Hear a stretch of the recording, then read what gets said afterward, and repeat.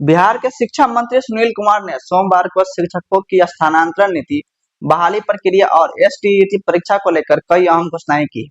मंत्री ने बताया कि अब ट्रांसफर प्रक्रिया को और सरल बनाया गया है, जिससे शिक्षकों को अपनी पसंद के स्थान पर कार्य करने का अवसर मिल सके। उन्होंने और कई घोषणाएं की है, देखिए पूरा प्रेस वार्ता। प्रेस कॉन्फ्रेंस में स्वागत है और मुख्यतः दो बिंदुओं पर हम लोग बात करना चाहेंगे। एक, माध्यमिक शिक्षक पात्रता परीक्षा एसटीटी के बारे में की तिथियों के बारे में, और दूसरा जो हम लोगों ने स्थानांतरण नीति बनाई है शिक्षकों के बारे में, तो और अधिक सहूलियत शिक्षकों को और कैसे मिले बिल्कुल पारदर्शी तरीके से, ताकि उनका परफॉर्मेंस बेहतर हो सके। इन्हीं दो बिंदुओं पर हम लोग बात करना चाहेंगे और इसके अतिरिक्त अगर आपको कोई प्रश्न हो तो आप पूछ सकते हैं। तो जैसा कि आपको पता है, हम सभी जानते हैं कि माननीय मुख्यमंत्री श्री नीतीश कुमार जी की प्राथमिकताओं में से शिक्षा विभाग बहुत ऊपर आता है और बजट के अलावे जो नियुक्तियां हुई लाखों में शिक्षकों की, तो उनको कहाँ पर किस जगह उन्हें पदस्थापित किया जाए, उसके बारे में हम लोगों ने उन्हें सहूलियतें दी। पहले जो भी गंभीर बीमारी से ग्रसित थे या अन्य पति पत्नी और अन्य मामले थे, उसको हम लोगों ने देखा है। तो माननीय मुख्यमंत्री जी ने पुनः अंतर जिला स्थानांतरण हेतु जो कुछ निर्देश दिए हैं और जो हम लोगों ने शिक्षा कोष पोर्टल पर जो 5/9/2025 से 13/9/2025 तक जो प्राप्त किए थे आवेदन, उसमें कुल आवेदन थे 41689 41,689, जिसमें से नियमित शिक्षक थे 617, विशिष्ट शिक्षक थे 12,370 और विद्यालय अध्यापक जो बीपीएससी के माध्यम से आए थे 28,702, यानी कुल 41,689 इतना है। तो इतने आवेदन प्राप्त हुए और काफ़ी अच्छा परसेंटेज ऑफ सेटिस्फैक्शन रहा। और कुल मिलाकर इसमें अगर हम लोग ब्रेकअप देखते हैं तो जो 3 जिला का उनसे आवंटन मांगा गया था, तो दिव्यांग श्रेणी के कुल 61 महिला शिक्षिकाओं में से करीब 92% यानी 56 शिक्षिकाओं को उनके द्वारा दिए गए 3 जिला के विकल्प में से दिया जा चुका है, यानी 83% सेटिस्फैक्शन था। उसी तरह से लगभग 9,900 महिला शिक्षिकाओं का स्थानांतरण उनके द्वारा दिए गए 3 जिलों के विकल्प में कर दिया गया। उसी तरह से पुरुषों में 14,700 पुरुष शिक्षकों का स्थानांतरण उनके द्वारा दिए गए 3 जिला के विकल्पों में किसी एक में से कर दिया गया। इस प्रकार अगर आप देखेंगे तो लगभग 24,600 शिक्षकों को उनके द्वारा दिए गए 3 जिला के विकल्प में कोई एक जिला आवंटित उनके द्वारा जो मांग की गई थी उसे कर दिया गया। शेष 17,000 शिक्षकों में जिन्हें उनके द्वारा विकल्प के जो जिले थे, जो विकल्प जिले नहीं दिए गए, तो अब हम लोग देख रहे हैं, हम लोगों ने समीक्षा की है कि कक्षावार विषयवार रिक्तियाँ कहाँ कहाँ उपलब्ध है, जिसके कारण उन्हें दिक्कतें हुई।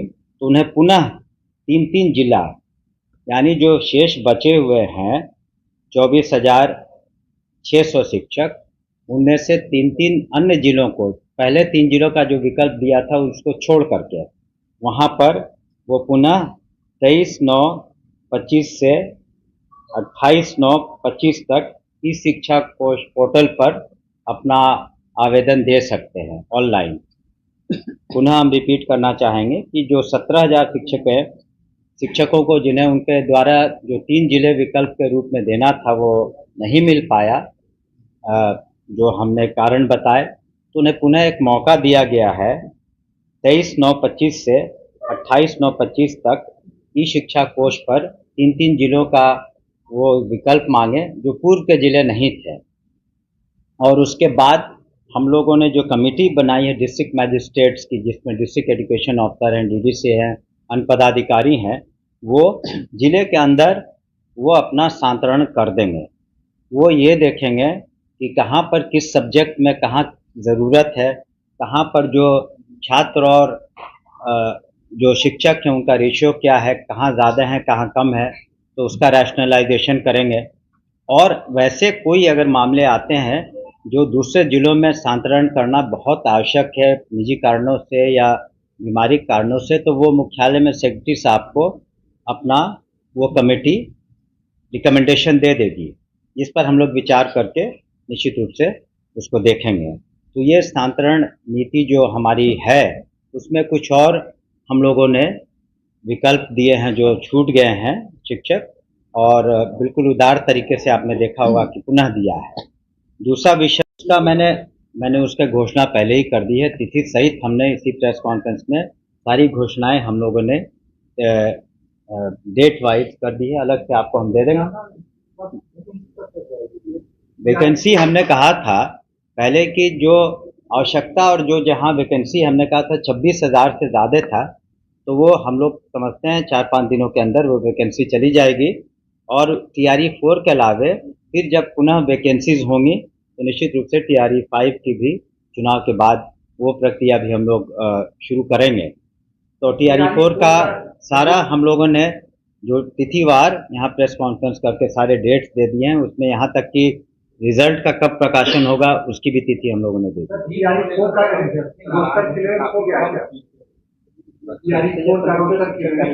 एक एक करके अगर पूछे तो बेहतर है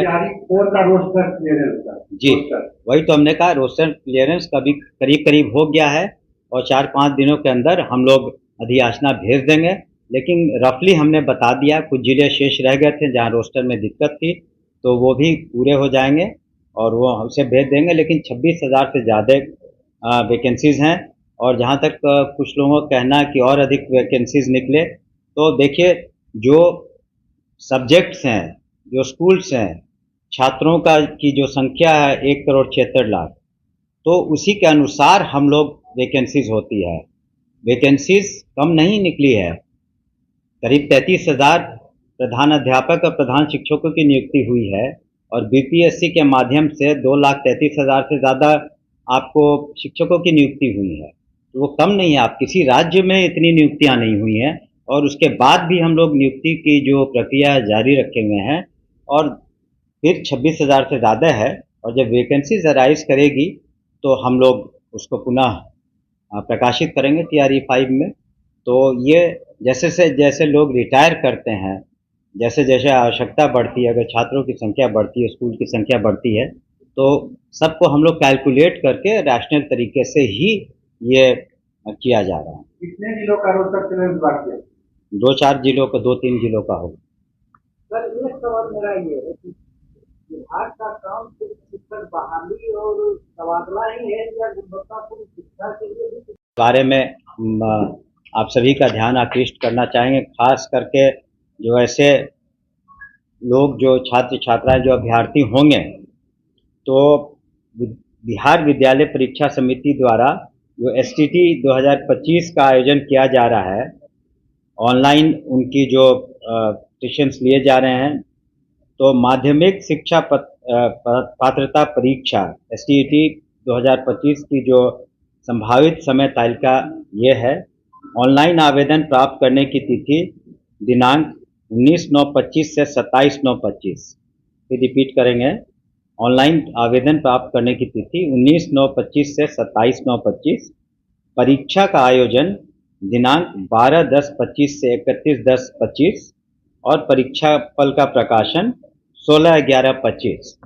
तो आप परीक्षा फल का प्रकाशन 16/11/25, परीक्षा का आयोजन 12/10/25 से 31/10/25, यानी हर चीज़ को हम लोगों ने पारदर्शी तरीके से आपके सामने रख दिया है अभ्यर्थियों के सामने, ताकि उनको प्रिपरेशन में कोई दिक्कत नहीं हो और वो इसी के अनुसार अपना प्रिपरेशन करें STT का और ऑनलाइन अप्लाई करके, ताकि